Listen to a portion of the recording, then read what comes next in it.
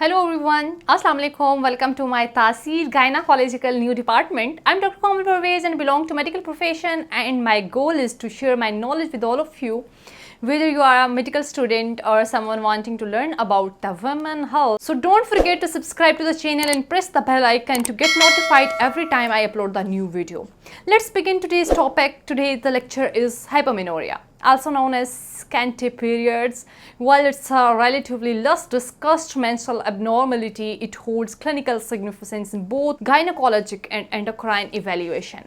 Audience, we will explore definitions, causes, pathophysiology, clinical presentation, and diagnosis and management options. First, I will describe the definition and normal physiology. Let's begin with the definition. Hypomenorrhea refers to unusually light menstrual bleeding, often lasting for days, with normal or involving minimal blood loss, typically less than 20 milliliter per cycle. Audience, to understand hypomenorrhea, we must recall normal menstrual physiology. Do you know, guys, the average menstrual cycle is 21 to 35 days long? Normal menstruation lasts 2 to 7 days with blood loss of about 30 to 40 milliliter per cycle, rarely exceeding 80 milliliter. It is controlled by a well-coordinated interaction between the hypothalamus, pituitary gland, ovaries, and endometrium. Any disturbance in these hormones axis can affect the quality, quantity, and duration of menstruation. Audience, now we will jump on clinical features. Patients with hypomenorrhea typically present with very light bleeding, often just or a few drops of blood. Number 2, menstruation may last less than 2 days. Some women may not even need sanitary pads. Number 4, in many cases, it is painless and may go unnoticed unless pregnancy is being planned.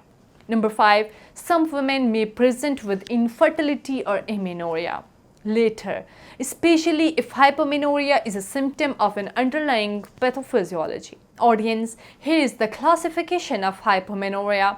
Hypomenorrhea can be classified as primary hypomenorrhea and secondary hypomenorrhea. First, I'll describe the primary hypomenorrhea, present since menarche, often due to congenital uterine anomalies or endometrial underdevelopment, and secondary hypomenorrhea occur after normal menstruation has been established, more likely to be due to acquired causes, hormonal and structural.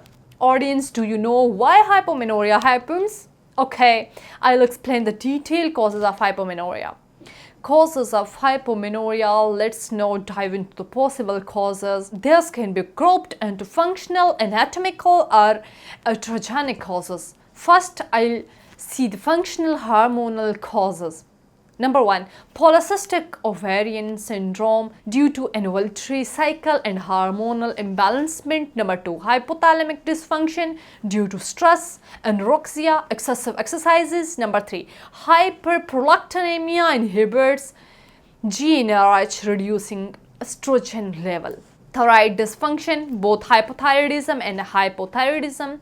So audience, now we jump on anatomical causes. Number 1 is Asherman syndrome, intrauterine adherence due to the cottage or infection. Number 2, endometrial atrophy, often post-surgical or most radiation. Mullerian anomalies such as hyperpostic or unicortin's uterus. Now we jump on iatrogenic causes, hormonal contraception, especially long-term progesterone and only method like implant of intrauterine devices, post-ablation syndrome, after endometrial ablation procedure, chronic medications such as chemotherapy or antipsychotics affect HPU axis. Number 4, audience, other causes may include premature ovarian insufficiency, chronic systemic illness, and TB, diabetes, etc. Extreme weight loss or obesity. Audience, we have one look on pathophysiology of hypomenorrhea.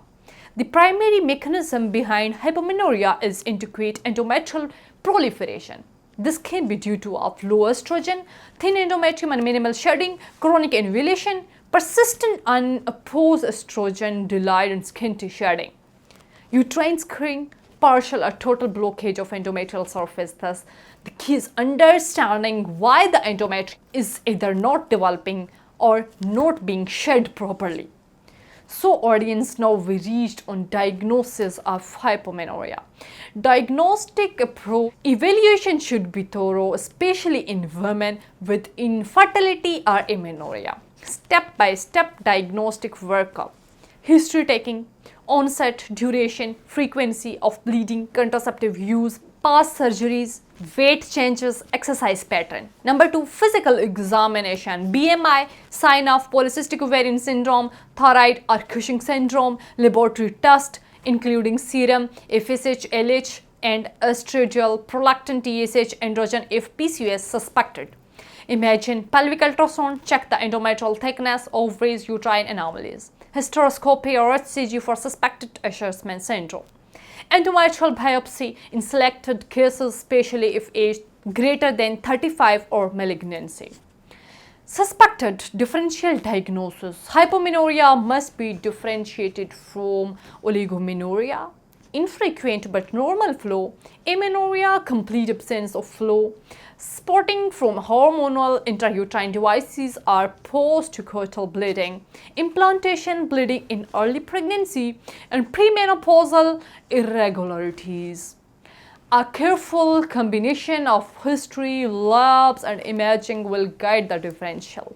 Management depends entirely on the underlying causes and the woman's reproductive goals. Reassurance in cases where it's physiological, for example, adolescence, premenopause, are due to hormonal intrauterine devices, and the patient is asymptomatic.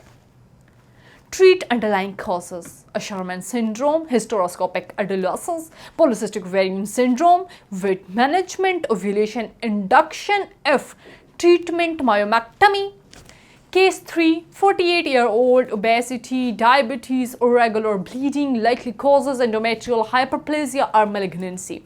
And investigation including TVS plus endometrial biopsy, management based on biopsy, medical or surgical. Audience, as you know, counseling follow-up and conclusion is very important. Counseling points including reassure that heavy bleeding is treatable, discuss treatment goals and symptoms and control infertility convenience, emphasize compliance with medications, monitor hemoglobin and treatment response, educate on red flag symptoms, intermenstrual or postmenopausal bleeding. Conclusion: menorrhagia is common, but evaluation must be systematic. Management depends on the cause, patient age, fertility wishes, and severity. With proper care, and most patients achieve excellent symptom control and improved quality of life. Thank you so much for watching. I truly hope this video helped you understand women health a little better today. If you found this valuable, don't forget to like, share and subscribe to the channel, and comments below your question. Also click the bell icon so you don't miss the next video in our gynecology series. See you again in the next video with informative topic. Till next, stay healthy, stay empowered and stay informed. Bye bye.